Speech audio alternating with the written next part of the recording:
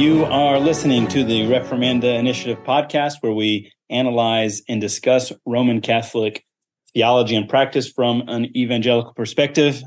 My name is Reed Carr. I am the Associate Director of the Reformanda Initiative.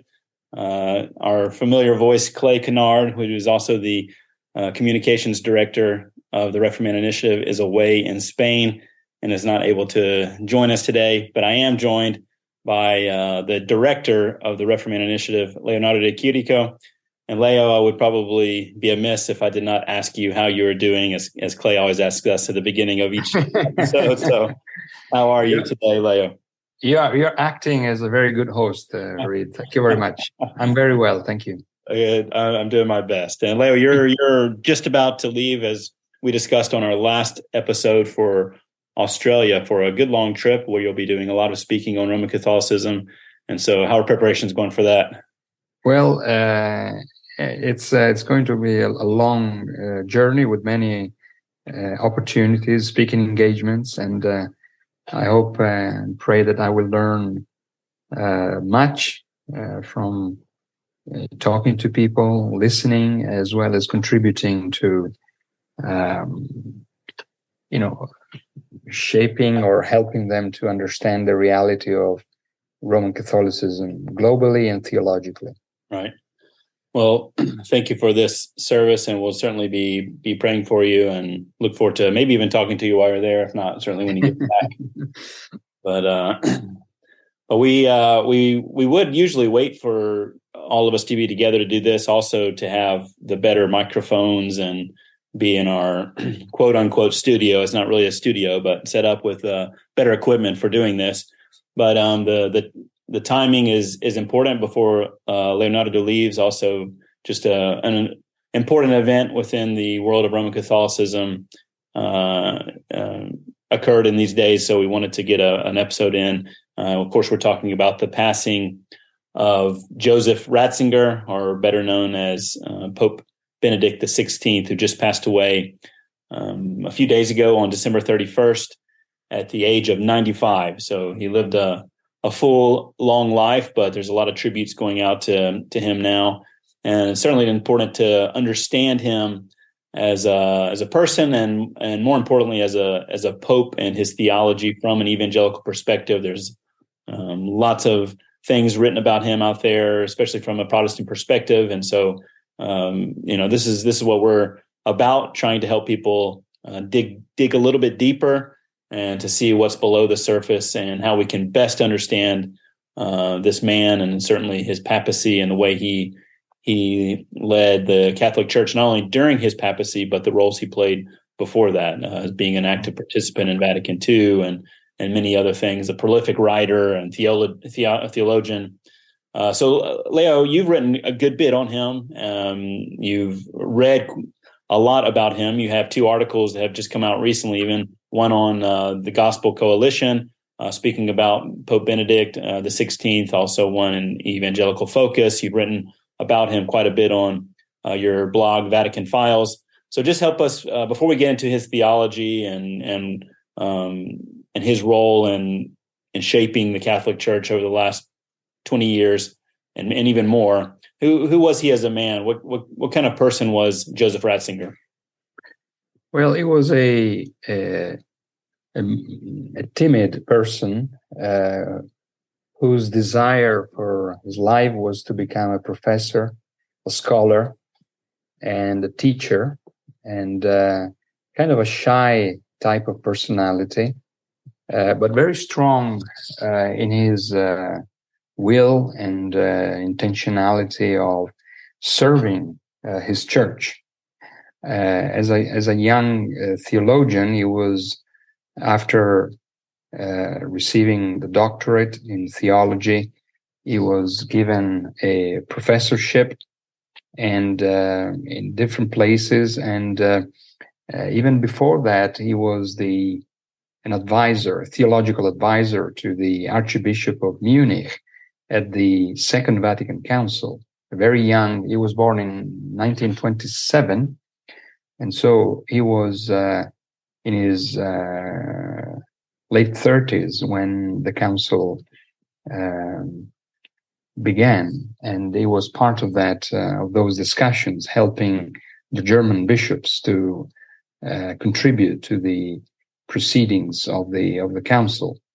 And after the council, then he became a professor of theology at various universities, and he lived the tensions of the 60s, and not only the cultural tensions, but also the theological tensions, the turmoil that characterized that decade. And he became more increasingly concerned from what he saw happening in Germany, in Europe. The rising secularizing trends, the rising trends in questioning the Catholic faith and wanting to replace it with modern trends and agnosticism, relativism, in all areas of life. It was Paul VI who created him Archbishop of Munich, his own homeland, and later on created him as a cardinal. And that gave him not only teaching responsibilities, but also governing leadership responsibility in the Catholic Church. It was then John Paul II who called him to Rome to become prefect of the Sacred Congregation for the Christian Faith, the Vatican department, whose task is to make sure that the Catholic Church is on track theologically according to its traditions and practices. And from that position, he significantly contributed to the life of the Roman Catholic Church globally. He was the chief editor of the drafting of the Catechism of the Catholic Church in 1992 summary of Catholic faith and practice. He was behind the main documents written under the pontificate of John Paul II. He was the main theological mind of his pontificate.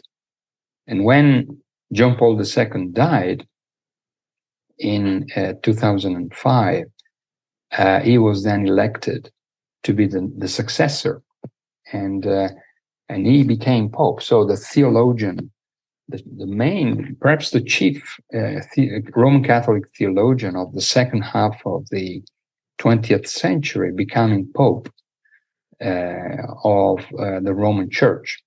And then to add yet another layer of exceptionality, he was also the one who resigned from the papacy in 2013, unexpectedly. He is kind of associated with traditional theology, but he made a very unconventional move in resigning from his office and then living in the Vatican courts up to his death on the 31st of December last year. So it was his life took unexpected turns, let's put it this way, from what he had hoped for it. And that makes his life interesting, and also his work, because even though he couldn't spend the whole of his life as a professor,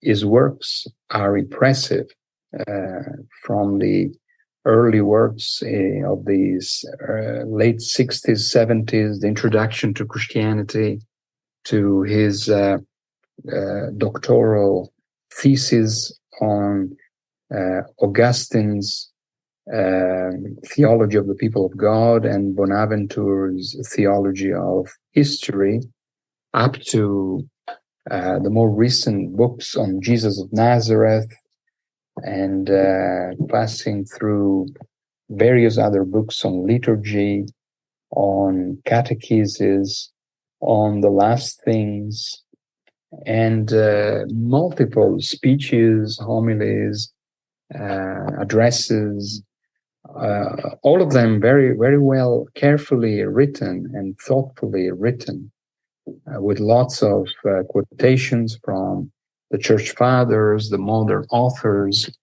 and the magisterial documents of the Church. In a sense, Ratzinger, Pope Benedict, invited to a kind of theological feast anytime you would have read him. From a Roman Catholic perspective, he was an accomplished theologian, reaching, the top position of Pope. He was also, being such a strong theologian, his particular years of the papacy were also marked by a lot of the explosion of the sexual scandals within the Catholic Church, and which took a lot of his energy.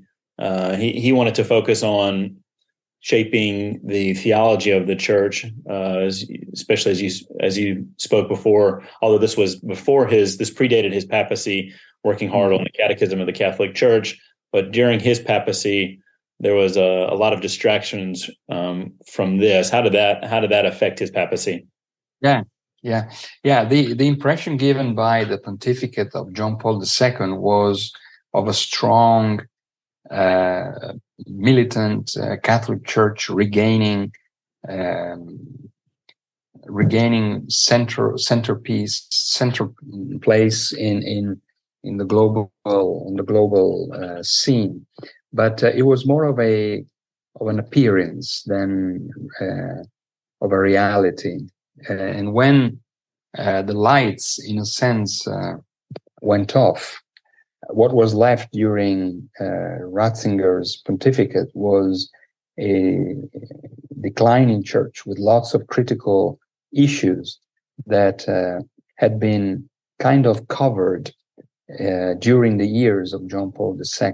And he had to deal with the sexual abuse scandals in Ireland, in Germany, in various places, but not only in some isolated pockets, but seeing that the whole of the educational system of the Catholic Church had become corrupted, and not only that, also from the financial point of view, lots of financial scandals came out during Pope Benedict's pontificate, and he became exhausted in having to deal with a church that was showing so many areas of decline and crisis, to the point that when he felt that he was physically, mentally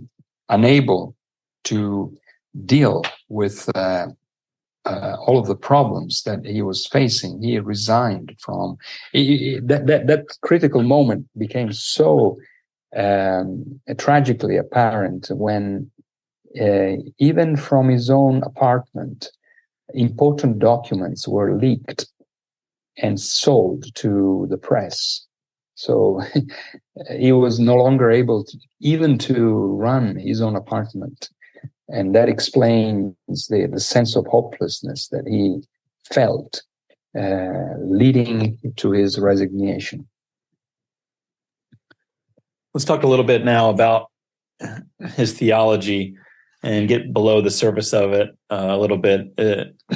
Certainly wouldn't be any surprise or news to many people that Benedict was the polar opposite of Pope Francis, and in many ways, where using kind of the language we use in the Reformation Initiative a lot, Ratzinger would be seemingly very Roman in his approach to Roman Catholicism, very definitive of what it is, shaping the theology of it, where Pope Francis would be much more on the Catholic, universal side of Catholicism, all embracing, much more vague in its and identities and theological lines that are drawn. But it may be a little bit of a simplification of him as a theologian. He was never really considered, from people who knew him well, neither very conservative nor very progressive. He was kind of a good balance between trying to mold together Vatican II and pre-Vatican aspects of Roman Catholicism, Vatican I, and the Council of Trent. I believe you referred to him in one of your articles as like a representation of Orthodox Vatican II, which is kind of a way of saying a combination of those two ends of the extreme. So how do we best understand him and his theology? Well, his theological program was characterized by the interest and implementation of renewal within continuity.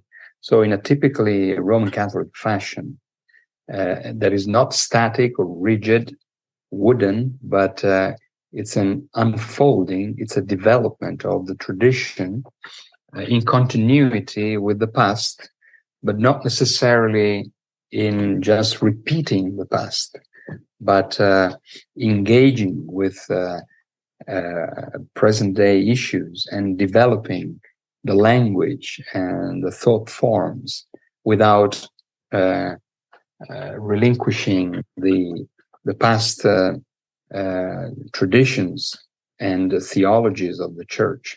So it was an embodiment of that Roman Catholic developmental way of theologizing, whereby the Catholic tradition is a living tradition, stretching from the past and looking forward to the future, and maintaining that tension. That was his contribution to Vatican II. That was his contribution, for example, in his introduction to Christianity. He became, as I said earlier on, he became concerned with what he was observing after the council, and he was observing warring trends in his eyes, kind of embodied in the theology of his former colleague Hans Küng, the German theologian who took Vatican II as inviting theologians to develop new ideas and to change Roman Catholicism rather than developing it. And so he became more concerned as he grew older, without losing his theological program of bringing about renewal within continuity.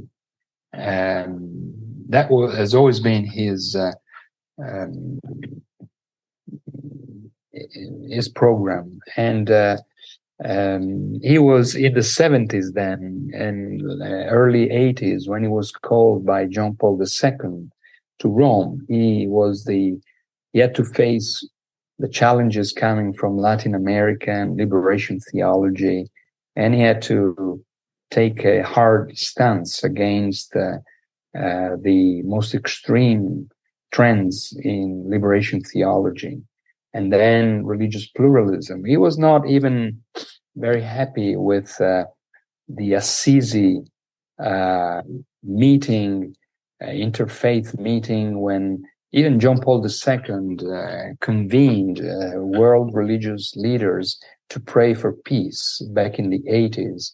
He was more on the Roman side, wanting to, when he felt that the Catholic synthesis would stretch beyond safe boundaries, he would raise a red flag, wanting the balance to be retaken into more traditional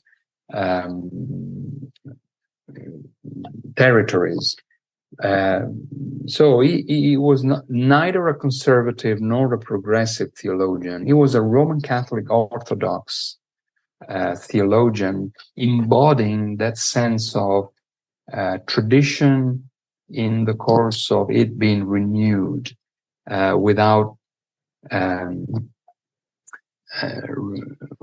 negating or relinquishing the past, but expressing the inner life of Roman Catholicity. And I think he did it well. That's why it is difficult to place him in the spectrum dividing, Catholicism between conservative and progressive theologians or leaders. He was Roman Catholic rather than progressive or conservative, as it were. He tried to combine the two in a true Roman Catholic way. In a sense, Francis is different, as you rightly say, because he puts the balance in a different point than Benedict. His balance is far more towards the Catholicity pole. That is, as you rightly said, Francis is more doctrinally vague, at points confused.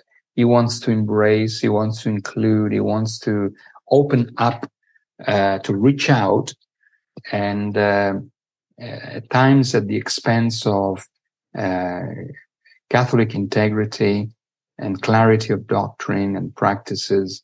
That's a different way of interpreting the Roman Catholic synthesis than that of Benedict. But Roman Catholicism can have both and even more options. There is not one single way of handling the tension. Benedict had one way of handling it. Francis has another way of handling it. And both ways, they do belong to the capacity and ability of the Roman Catholic platform to hold on these tensions. And so we're witnessing to a very different way of handling the way in which the Roman and the Catholic elements of Roman Catholicism stand together. You mentioned in one of your articles, in fact, you do an analysis or a review of a book that came out a few years ago that examines the theology of Pope Benedict XVI. And it's titled The Theology of Benedict XVI, A Protestant Appreciation, in which kind of four areas were underscored by the contributors to this book that they appreciated about his theology and the way he tried to guide the Catholic Church under his papacy. One was the Church and how it finds its strength in the Holy Scripture. This is perhaps a good element, Ratzinger's theology concerning Scripture, that helps an evangelical to understand how he operated within the Roman Catholic system. In fact, he presided over a document titled The Interpretation of the Bible in the Church, which was under the guidance of the Pontifical Biblical Commission. He had a 2010 exhortation called Verbum Domini, which laid out well his understanding of Scripture. Help us understand, how did Pope Ratzinger, especially in light of a Protestant appreciation of his of maintaining the strength of Scripture, how should an evangelical dig a little bit below that and understand what he taught and believed about Scripture? Yeah. As you mentioned, his exhortation, Verbum Domini, 2010, helpfully clarifies his view of Scripture in terms of its inspiration, authority, and relationship with tradition. And Benedict clearly believed in the inspiration of the Bible as an inspired collection of books. He didn't believe in the finality of Scripture, in that he believed that Scripture was part of tradition, Tradition preceded Scripture and succeeded Scripture. Scripture was just one written record of revelation, which was prepared and was even followed by the bigger, wider, and living tradition of the church. So while paying tribute to the inspiration of the written books of the Bible, it did not believe in the final authority of the Bible, because for him, the Bible was part of a much bigger whole, namely the tradition of the church.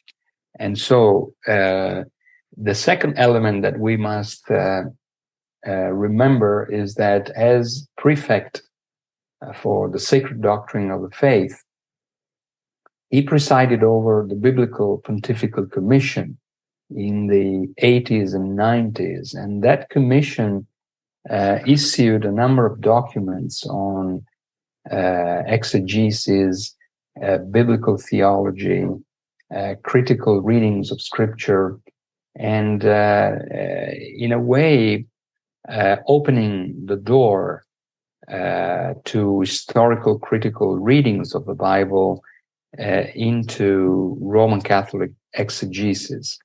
He didn't stop them. He didn't have anything to say about the negative impact that these trends could have brought about in the Roman Catholic exegesis. And then as he practiced Bible reading, Bible study, and biblical studies himself, he, for example, in his books on Jesus of Nazareth, he applied consistently a kind of sacramental reading of the Bible.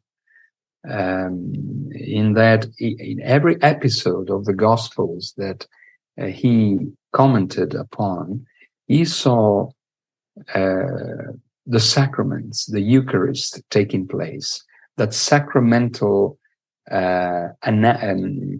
hermeneutics or interpretation that helped him to see every episode of the Gospel as an instance of a Eucharistic Mass.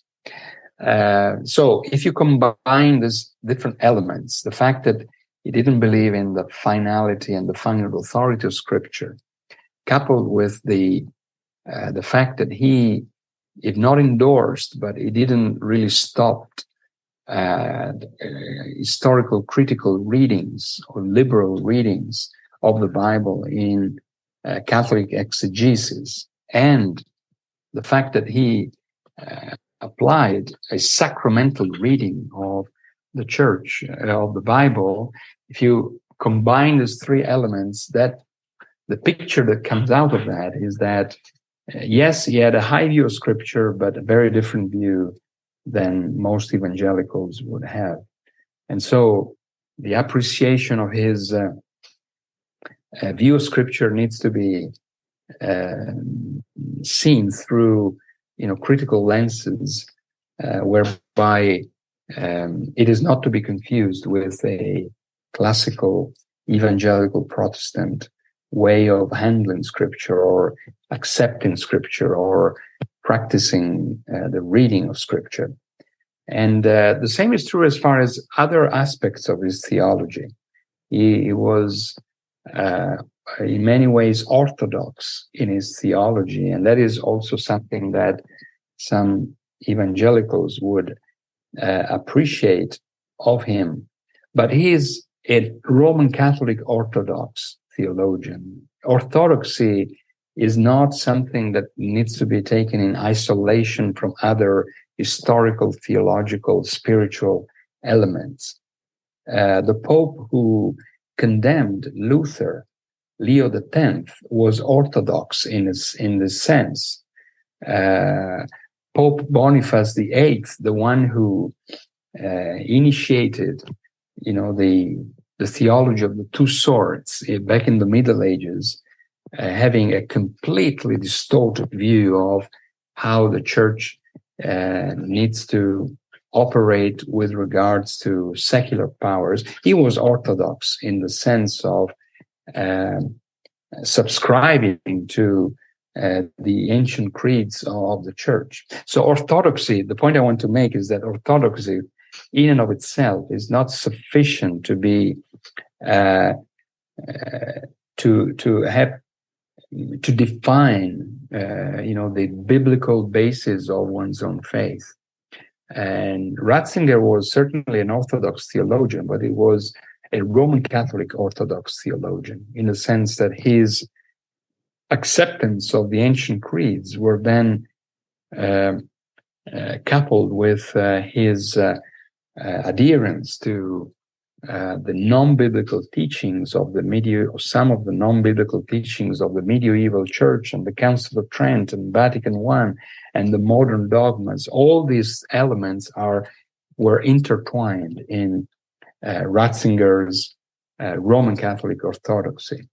So even if we look at from the point of view of his orthodoxy, we have to appreciate it, but at the same time, seeing that it is not biblical orthodoxy or evangelical orthodoxy.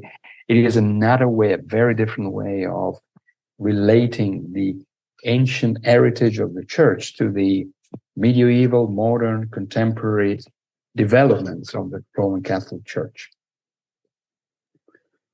I think that's one of the main points we try to emphasize here at the Reformation Initiative is that we tend to, at least in the evangelical mind, is to differentiate, and there is a difference, but differentiate maybe too much the idea of an Orthodox Catholicism and more of a Catholic Catholicism, which would be more represented by Pope Francis, or that's not okay, but maybe if it's Orthodox Catholicism, that's more acceptable, and we can appreciate that. I mean, going back to the book that we referenced just a little bit ago, that you've written an article on the Protestant appreciation of Benedict the XVI's theology. If it's coming from an Orthodox Protestant point of view, it would be difficult. I mean, time will tell, but to think of someone writing the same book on Pope Francis's theology, for example, but there is one on Pope Benedict's, because it's seen as Orthodox, and perhaps that's seen as good and to be appreciated, at least in many aspects of it. But what do we make of that appreciation, a Protestant appreciation of Ratzinger? The book kind of divided into four aspects that are to be appreciated. One we already spoke about, and that was his strength on Holy Scripture. Another one was his affirmation that the Christian faith is a reasonable faith and to be accepted. Another one is an emphasis on the necessity of the holiness of the members of the church, and the last one was the necessity of humility. But what do we make of this Protestant appreciation of Ratzinger based on his? And you've already alluded to this in many ways, but is that a tendency to overemphasize or overappreciate the orthodoxy of Benedict and other Roman Catholics? Well, we have to see it in context, as always. As I said, orthodoxy doesn't stand on its own if it's not qualified by history, theology, and practices.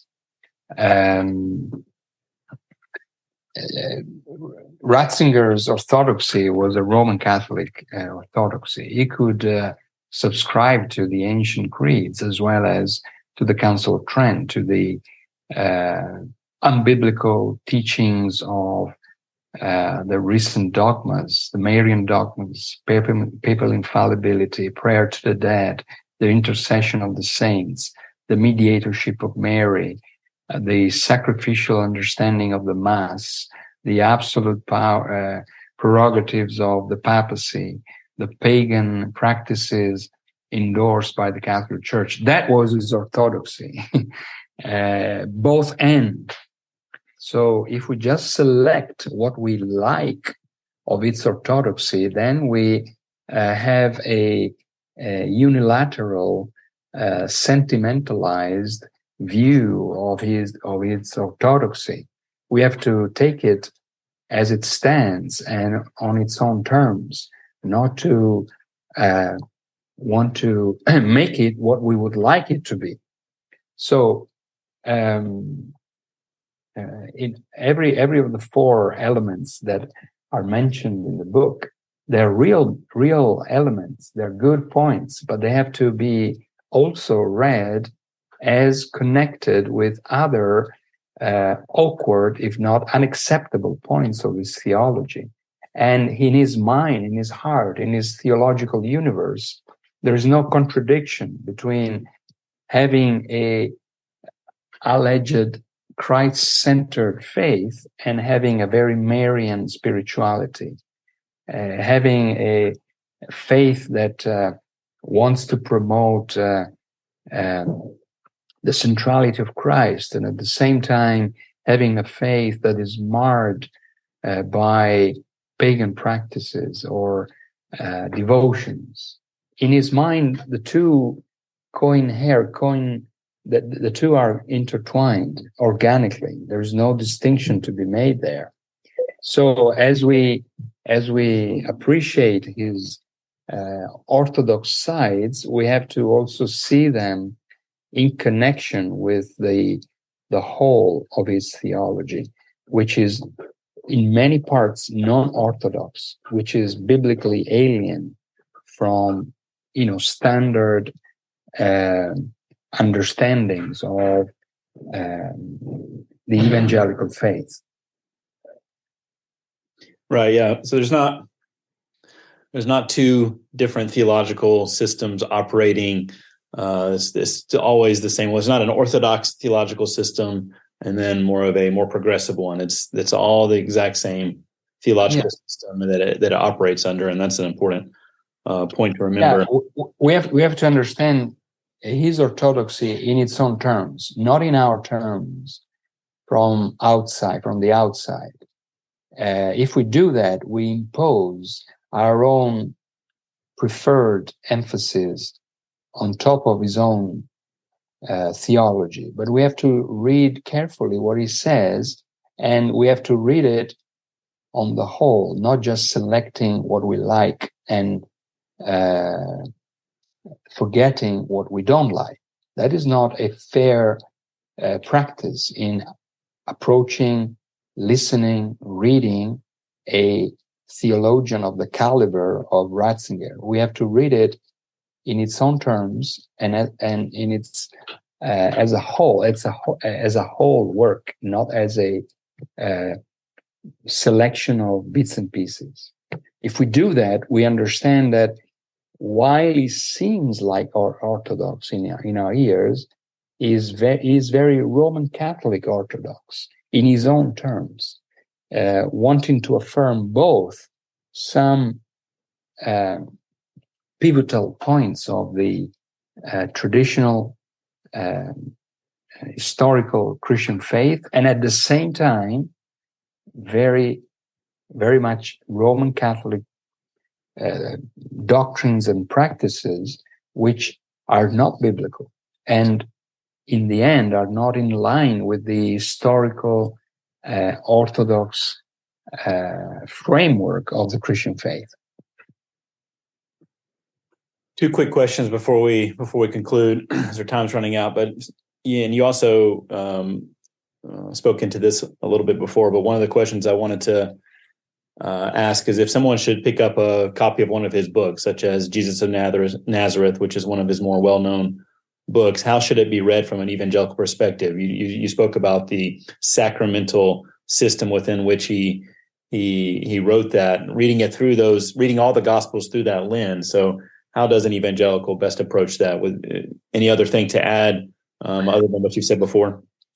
Well, it's a trilogy of 3 books, and they're all well written. He was a careful scholar and even a good writer and a thoughtful theologian. So he takes the gospel seriously, and he believes that they tell us a true story, but the way he understands them is through this sacramental lens that makes him interpret the Gospels as wanting to build this huge sacramental theology of the Roman Catholic Church, whereby every encounter, every speech, every gesture, every episode of the Gospel is yet another instance of this sacramental canopy of the whole of life. So he takes the historicity of the Gospels seriously, but then the way he interprets them leads him, very astray from an historical, grammatical reading of the Gospel. He imposes a kind of sacramental grid on top of the Gospel accounts, and in the end, if one reads his books on Jesus, he is as if he was taken to a Catholic mass with Jesus being the priest. Yeah, that's very helpful. And that is, I don't think this is what we should make of the Gospels, right, as we read them. Yeah. Well, let's wrap up with one last question to summarize everything in a succinct response. How would you respond to the question, what is the legacy of Joseph Ratzinger from an evangelical perspective? He tried to interpret Vatican II in a way that was faithful to tradition and as well as open to the future. And he tried to do that. That's, in a nutshell, his theological program. And so I don't think he was successful. And what is happening after his resignation shows that the pendulum is swaying in a very different way than what he would have liked it to swing. But that was his theological program. And so as evangelicals, we can find in Ratzinger a important voice of Roman Catholic theology after the Second Vatican Council, wanting to maintain a certain balance between development and tradition, but the reality of present-day Catholicism has moved past Ratzinger for the time being. And so, in a way, he has not led the Catholic Church in what the Catholic Church is now experiencing globally. Although he's still a very significant voice, but not the most influential one in shaping what we are observing now. Yeah, this pendulum swing of which you speak is something we see constantly in Roman Catholicism. Certainly it swung quite drastically from Ratzinger's papacy to that of Francis. Even within Francis's own papacy now, it's swinging, but in a different spectrum of the swing on the very Catholic side of things. But I believe you mentioned in one of your articles, it's still, this pendulum swing still all occurs, no matter how far it goes, how wide the swing is, it's still within the Roman Catholic theological system. And from an evangelical perspective, it's, until there's not going to be any major change until there's true biblical reform within that. So the pendulum swings are just that within the same operating system. But anything else you would add, Leonardo, that I didn't touch on or ask about before we close? No, we haven't talked about the reality of the church having two living popes, but that was another significant time that the Catholic Church went through during this not dual pontificate, but there's always one pontificate, but the life of two popes at the same time. And there's been even a movie with Netflix movie, and that's definitely worth touching on. What is the significance in Roman Catholicism having two popes? I mean, as you said, there's not truly two popes, but it's the first time in 600 years that's happened. Correct? There's no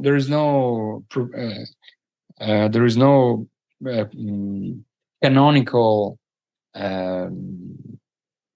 rule for the presence of two popes, and so they're running uncharted waters, and that it makes it significant.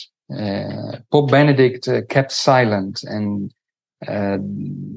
but I think that what is going to happen soon is the fact that the Catholic Church will regulate what the Pope Emeritus is, his status, what he can do, he cannot do, and his relationship to the reigning Pope. And that was an awkward cohabitation that will need to be addressed by Roman Catholic authorities. And there's even already been discussions about, with Francis's failing health a little bit, like what would he do? Would he continue to stay Pope until he passed? But he's made it clear too that if he was incapacitated in some way, he would also resign and allow the Church to elect another Pope. So it's definitely something that is, it's the first time it's happened in hundreds of years, but could happen again. So yeah, that's right. Well, Leo, thank you so much for your time. Thank you for all your work on Roman Catholicism, even the life of and the theology of Benedict. You've been writing about him and studying him for many years, certainly dating back to when he was elected Pope and a little bit before that. And we'll certainly be praying for you as you and Valeria, your wife, head to Australia tomorrow, and all your meetings and presentations there. Pray the Lord uses that.